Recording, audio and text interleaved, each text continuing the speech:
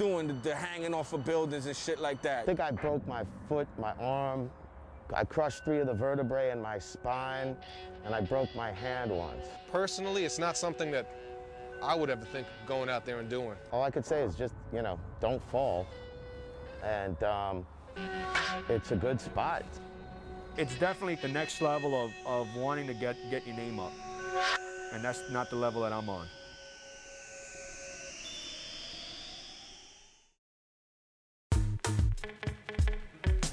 Racking is traditional, man. Back in the early 80s, in the 70s when graffiti on the subways, everybody racked their paint. The more paint you have, the more graffiti you can do. It's got to come from somewhere. You were doing so many trains. I mean, you can't buy paint. I mean, you're little, you're not buying paint. The majority of the people I came up with all grew up in the projects. We were poor. Where else am I gonna get 50 cans? Key. Racking was key. I mean, I was good at racking, and the people I knew were good. I mean, these people were stealing like other things before they started stealing paint. These were people that were like thieves. I don't think it's as much a part of the culture now as it once was, but yo, if you told somebody back in the day that you bought your paint, yo, you might as well just hang it up.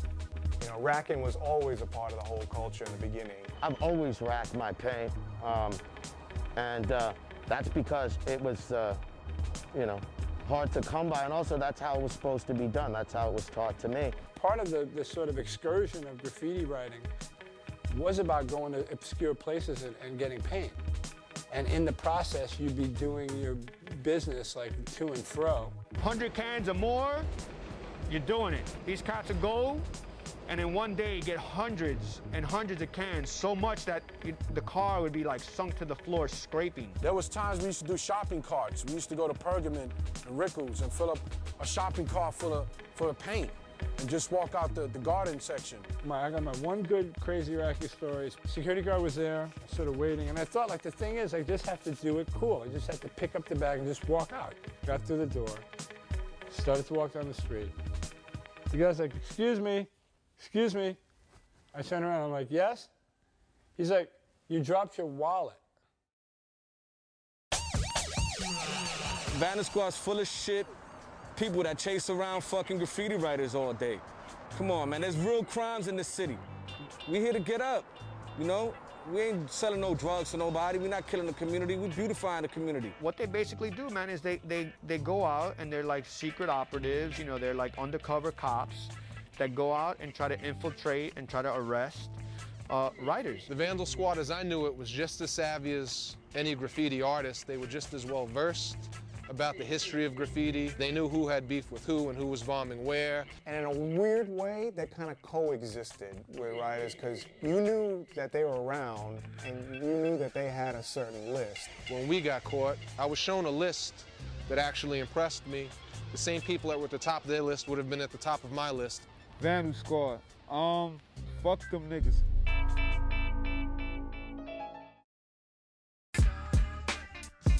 In my opinion, the subways was where it was at. Memories, man, the subways, man. You're talking 70, 79, riding the subways and watching whole cars ride by. You could sit down on at your home stop and soak up this moving art show.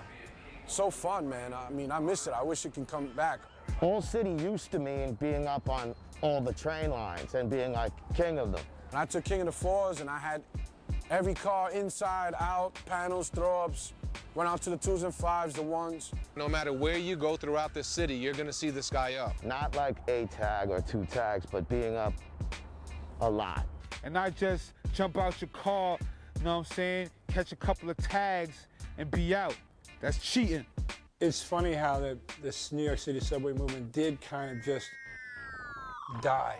It was a slow death, one car at a time. Clean train movement jumped off in '85. The 4 line was the first line to have the clean trains. And from there on, all the old trains started to be destroyed and dumped in the ocean. Whenever a train was painted, they would immediately take it out of service. So we had to bomb 10 times harder to see our stuff run in service. We had a dream, and it was to attach life support to this this thing that we loved so much and to keep it going. And there was a lot of energy and excitement about painting the last train. It became a personal war between us and the Transit Authority, between us and the Vandal Squad, to try to keep it alive, to try to keep it going. Like throwing rocks at a man with a machine gun. You're not gonna win that battle, not after 9/11.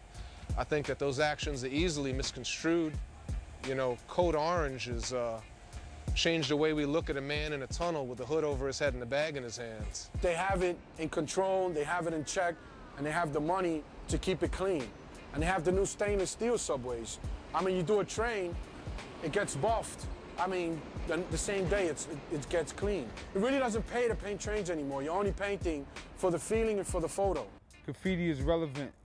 Just because you don't see the graph on trains, so you don't want to hit it, it's there to be hit, homie. No matter if it's gonna get buffed or not, just for the love of the sport. I mean, they won the war, it's all good on the subways, but we won the war in general and long term because now graffiti's worldwide. And that's something you can't stop, and it's art now. Ride the track till the third rail short circuit. Most of graffiti I see around the world at some point was directly influenced by something that they saw that came out of New York. It's global now, put it like that. It's worldwide. It's out in Africa and Russia. I mean, that's amazing. You got graffiti that far. I don't know, I think I'm still tripping on the fact that, like, you know, Sprite and McDonald's sell graffiti in a way. Productions, trains, walls, cars, highways, canvases, shows, sneakers, video games, everything. It's not a ghetto anymore. It's not restricted to that. You know, now it's just not about necessarily a locality or sort of like a lifestyle or, you know, economics. It's just more about attitude. If it gets in the gallery, cool, beautiful, give me my cheddar, keep it moving. I don't want anything to do with you. I don't want to meet you. I don't want to talk to you. I don't give a fuck about rich, yuppie people criticizing my shit. Fuck it, as an attitude, has become probably more important than putting up style. If it moves you emotionally, then it's totally relevant. If you're doing it because it's cool and you want to be some sort of half-baked rebel or some bullshit like that, then it's only as relevant as that can become for you. We're setting the new troops.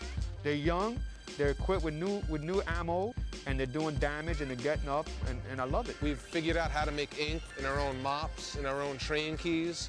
We figured out how to get in and out of trains undetected. And I'm sure surveillance is gonna definitely put a damper on things for lots of people. The graffiti community will find their way around this. Gonna always be here. Since caveman wrote on the walls, man. Can't stop it.